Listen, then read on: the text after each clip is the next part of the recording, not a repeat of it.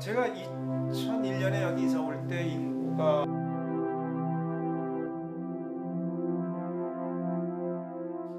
뭐 한 60만 정도라고 봤는데 어떤 데는 80만이라고도 하고.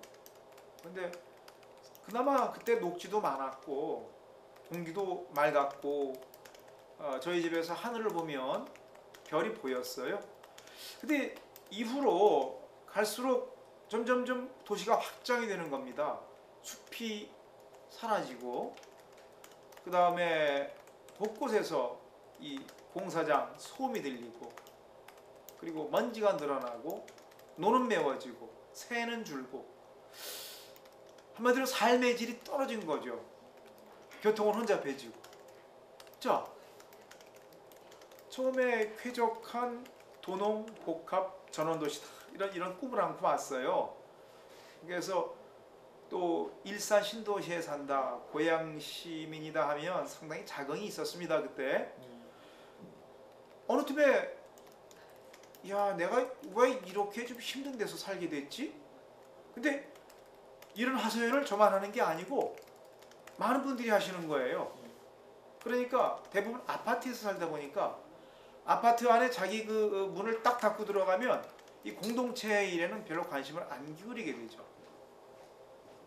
그리고 저는 뭐 자전거를 탄다거나 뭐 또 걷는다거나 해서 뭐 쉬는 날이면은 이 주변을 많이 다녀봤습니다. 고양시 곳곳을 다녀봤어요.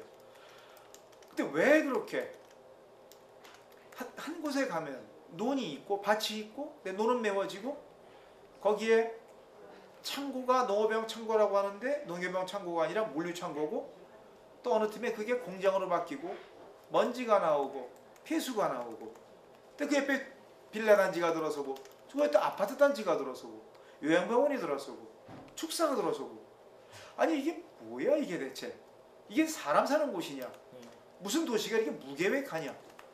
근데 그런 데가 말이죠 바로 계획관리지역이래요. 그래서 제가 이런 한심한 데가 어디냐. 그래서 저작년에 제가 취재를 했어요. 무계획한 계획관리지역이죠. 근데 이거 그런 난개발이죠 일명. 지금 난개발이라고 하는 거를 지방자치단체가 충분히 막을 수가 있습니다.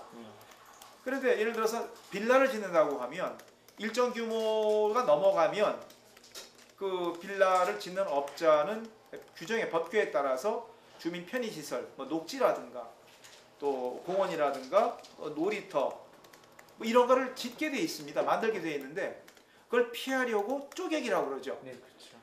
그런데 이 연접 쪼개기라고 그러죠. 이게 쭉 붙여서 수백 세대가 들어오는데 아무런 주민 편의시설은 없는 겁니다. 근데 업자가 한 업자인데 이름만 바꾼 거예요.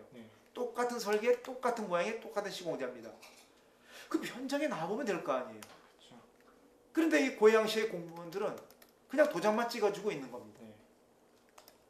아니 그러면 도대체 시는, 구는, 공무원은, 시장은 누구 위에 있는 건가? 업자 편이냐, 시민 편이냐? 그런 분들의 변두리에 교통편도 제대로 변변하지 않아서 불편을 겪어요. 이게 과연 정의로운 건가 한번 고민을 하게 됐습니다. 자, 그럼 난개발이 있죠. 다녀보세요. 곳곳에 길을 많이 뚫어 놓으니까 야, 왜 그렇게 쓰레기가 많습니까? 요즘에 뭐 리틀 포리스트라는 그런 농촌 영화가 나왔잖아요. 그거 원래 일본서 나온 영화를 다시 이제 만든 거거든요. 거기에 보면은 그 농촌이 굉장히 아름답게 나옵니다. 원래 생명을 품는 곳이 전원이고 농촌이잖아요.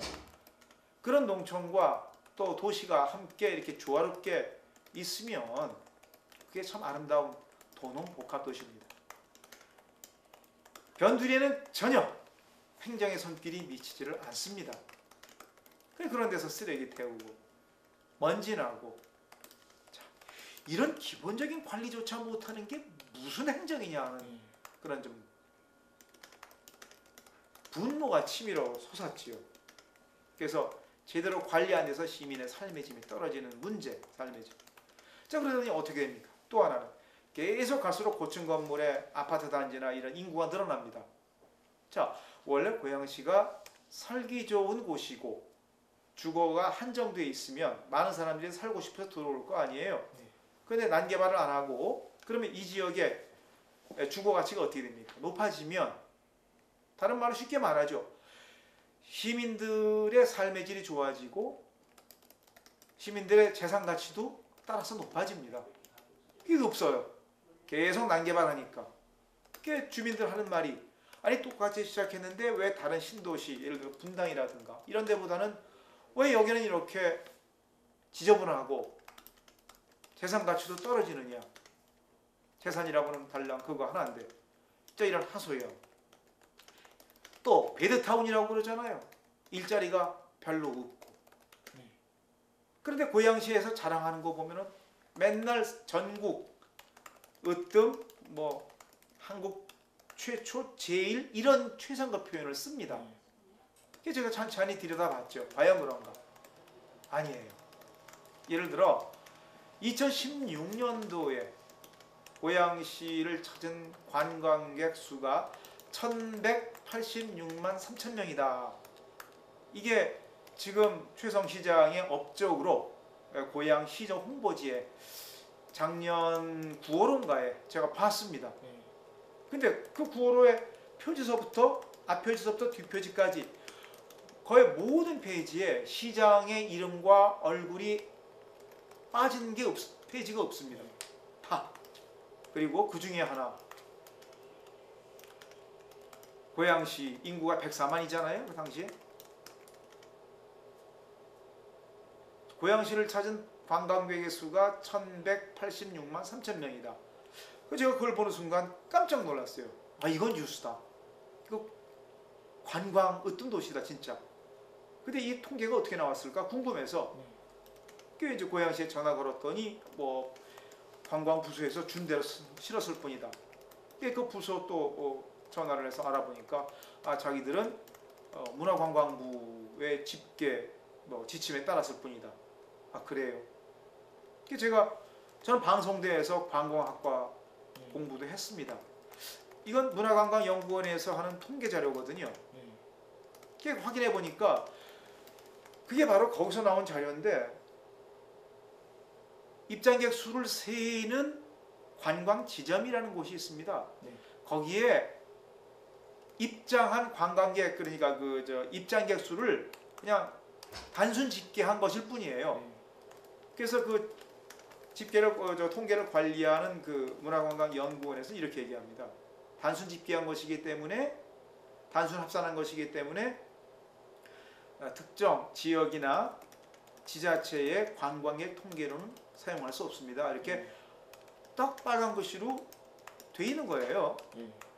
또 그걸 싹 무시하고 마치 고양시가 전국의 최고 관광 도시인 것처럼.